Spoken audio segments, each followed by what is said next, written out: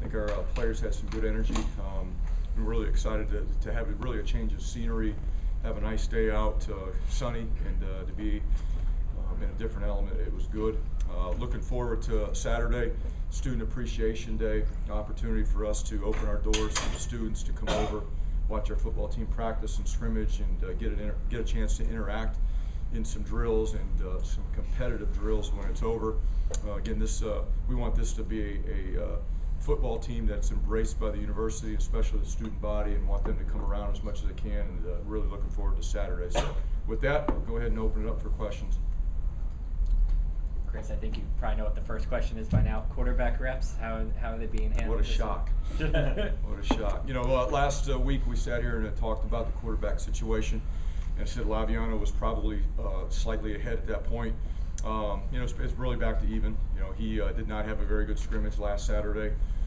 Can't say that the other ones did either, but you know, it's good days, it's bad days right now with all those quarterbacks. So they're back to getting the equal number of reps and sharing opportunities with the ones. And right now we're just looking for more consistency at that position. Again, we thought we were hopefully going in a little bit of a direction where one guy was separating himself a little bit, but had some setbacks, and the other guys have had some good days too. So it's lack of consistency right now. It's lack of protecting the football and making the right decisions that really is it's keeping anybody from separating from the others and being a clear-cut leader. I know the spring game's still 8 days away, but have you thought, will you do one guy on the white team, one guy on the red team? So still working through all of that. You know, we'll probably rotate the quarterbacks with the red and the white team, just kind of like what we've been doing in practice. There'll be opportunities for, if not all three of them, at least two of them to have reps with the ones, and then go and have reps with the twos.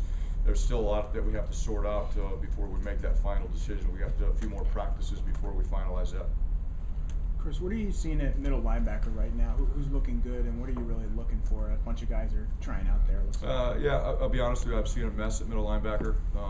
We've tried a lot of different guys. Right now we're running Deontay Roberts at middle linebacker. We moved him in there from will linebacker, and he's been playing Mike for the last 2 days.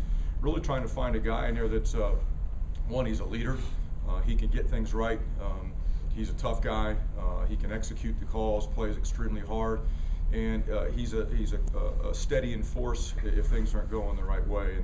And you know, right now we're trying to find that right individual, and we keep shuffling through. And at some point, somebody will step up and be the guy. But right now, Deontay Roberts is the guy that has been running with the one Mike position here the last 2 days.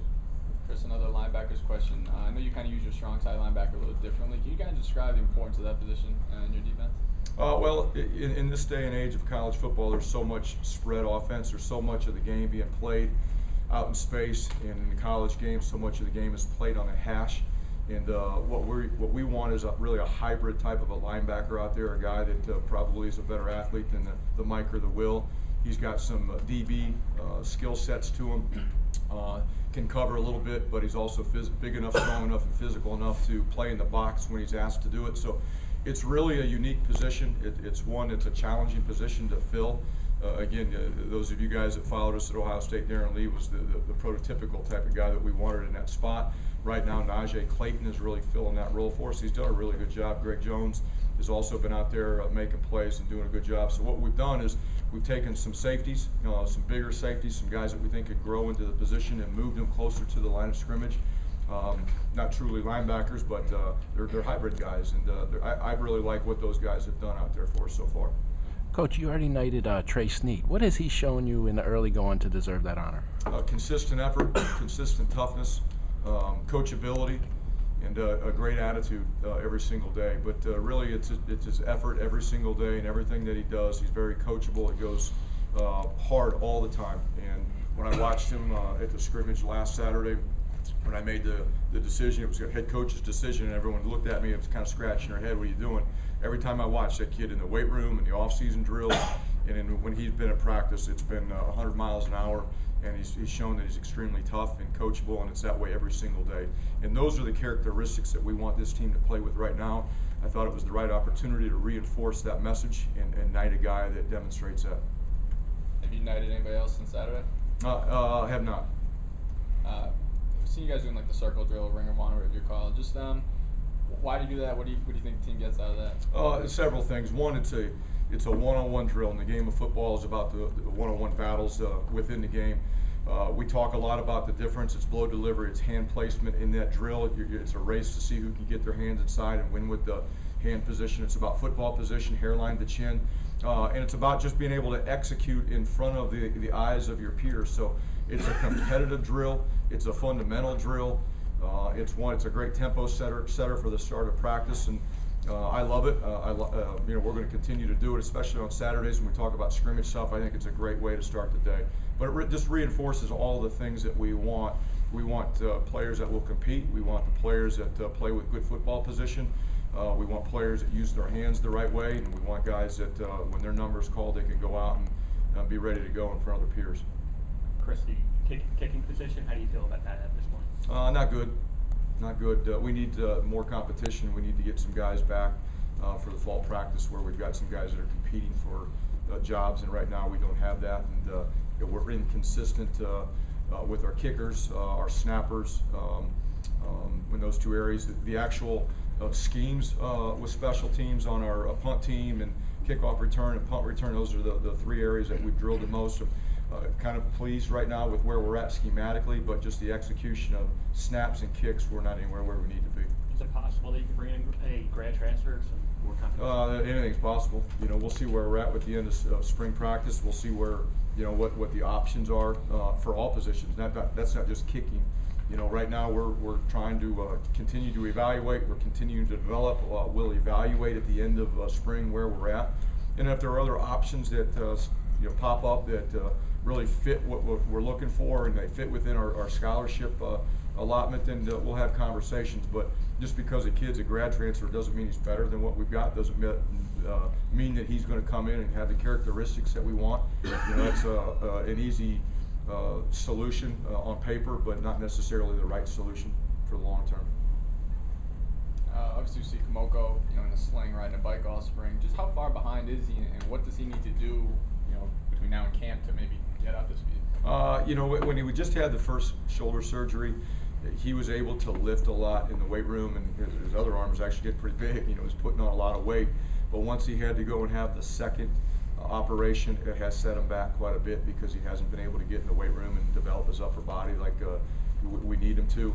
He's got a lot of work to do with just physically and mentally to learn our scheme because he hasn't been getting any reps between now and fall training camp and whenever he's cleared to be 100% to go.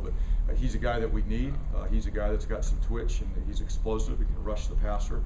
And that's something right now that I feel like we're probably missing on our defense, is a guy that can do that. So we need him badly, but he's got a long way to go. And we'll see how committed he is. I mean, he's done a great job in the things that we've asked him to do up to this point. Really like his attitude, and the way he's attacked his rehab. We'll just see what he does when he gets out on the football field. Chris, what are your thoughts on getting ready for spring evaluation? What are your goals for when that gets underway? I guess for recruiting. Spring evaluation period. Yeah, for recruiting. One, we have to continue to establish relationships with coaches as we go out on the road. We've identified a lot of the type of players that we want to recruit into this program. We've been recruiting relentlessly since we got here in January. We've been all over the class of 2017 for quite some time. We talk to several prospects daily. We've had a ton of them here on campus, and we go out here in the spring. It's about building relationships with coaches. It's continue to follow up with their academic progress to see where they're at. Academically, some guys are great, some guys are not. We need to get updates on where they're at with that. And then we'll go back again. You get 2 opportunities to go out and evaluate in the spring. We'll go do our academic evaluation. Then we'll go back and hopefully get a chance to do some athletic evaluation. First opportunity to go out is tomorrow, and we'll have 9 coaches out tomorrow. Chris, something I think the fans will be interested in. I understand you're not going to give out the traditional Rutgers Spring Awards. What was the reasoning behind that? There's a lot of changes that have gone on here. There are a lot of things that have been traditional here at Rutgers. It's a new era, and I'm going to do things the way that I think that they need to be done, or I want them to be done. I've said this several times to people. If it's the same way business has been done in the past, and that's the way that I want to do it, great. If it's different, it's different. And I can't, I could apologize for it, but I'm not. It's just the way I want do things in the program. I'll be honest with you, there hasn't been a lot of conversation at all since I've been here until here in the last day or two about spring awards. We're nowhere ready to give anybody an award for anything. You know, to give an award for the most improved on offense or defense, I couldn't even begin to tell you who that would be. And I don't think anybody wants to get a fake award just because it's something that's been going on. Do I want to respect traditions of the past at Rutgers? Absolutely. But again, if it's not what fits me or fits what I want moving forward, then we're going to have a discussion on whether it's worth doing or not. And right now, I just don't feel it's the right time to do that. As we move forward, if I think next spring it's something that fits into our program, then we will reevaluate it. But just right now, after being here for our first spring, I just don't feel it's the right time. It's been a while since Rutgers football's had a different direction. I mean, it's been done the same way for a long time, and it just doesn't fit us right now. Jim Harbaugh speaking over at Paramus Catholic. Just your general thoughts on that? Good for him. You know, I wish I was, to be honest with you. You know, and unfortunately, the rules are the rules. I mean, it's legal. There's nothing illegal about that. You know, there's a lot of conversation about satellite camps being eliminated, so I'm sure people are trying to find other creative ways to get their face out in front of high school prospects around the nation, and that's a legal way to do it. And, you know, do I necessarily like it? No, I don't. I don't want another coach from another program to be able to come into our state and be able to basically present their logo and their team, their program in our state. But the rules are rules. It's legal. You know, I can't complain about it. I've got to go out and do it myself if I get the opportunity. Coach, going back to the quarterback race, what has Hayden really done to improve himself over the last week or so? Excuse me? What has Hayden really done to improve himself? Yeah. He's gotten a little bit more consistent. He got a long way to go. All of them do. I mean, to say that if we were going to go out and play a game on Saturday and feel like we were going to get consistent, good quality reps from the quarterback position to give us a chance to win, that's not going to happen right now.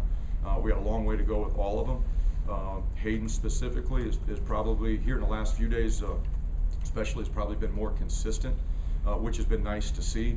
But all of them, they ride the roller coaster from one day to the next, 1 week to the next, and we can't do that. Chris, in your past, a lot was made of when you put the rugby tackling in. Just how has that gone here, and how much of a difference have you seen that make? Last Saturday's scrimmage was probably the first opportunity I really got a chance to see it show up. It's a different way to tackle. The players have not been resistant to it. They've been open to it. I think they all know that one of the biggest areas of improvement that's needed on defense is tackling. There were a lot of yards given up last year because of missed tackles, and that's not just Rutgers, that's with a lot of defenses. So, you know, again, back in 2014, at Ohio State, we did an exhaustive research and study on the most effective way to tackle and the safest way to tackle, and we settled on this, and it helped improve our defense there.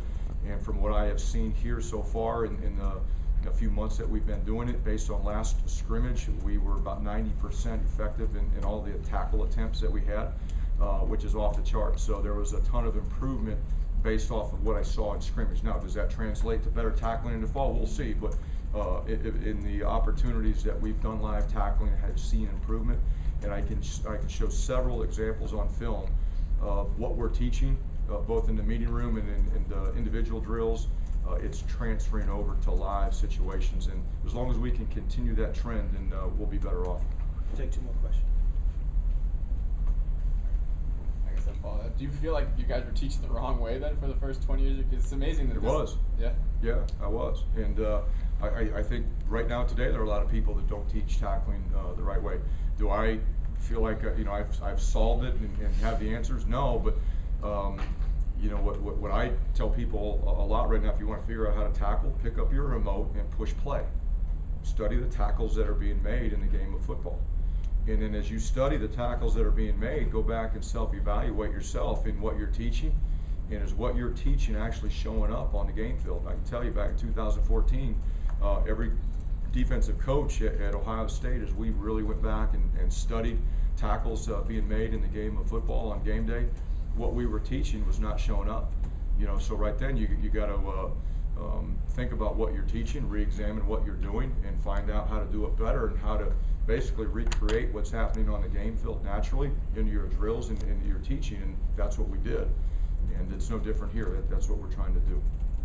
But to answer your question, I think it's hard for coaches to stand up and say, yeah, we were wrong and we were teaching it wrong. And 2014, that self-evaluation, we decided we were doing it wrong, and there's better ways to do it. And there's a lot of coaches. Tackling's not the only fundamental in football that people continue to learn and do better. Whether it's blow delivery, stances, steps, whatever. There's always ways to improve and do it better. I think what a lot of coaches need to do is have the guts to admit that they're wrong and find better ways to do things. Not everybody's willing to do that. Anything else, guys? Thanks. Great, thanks.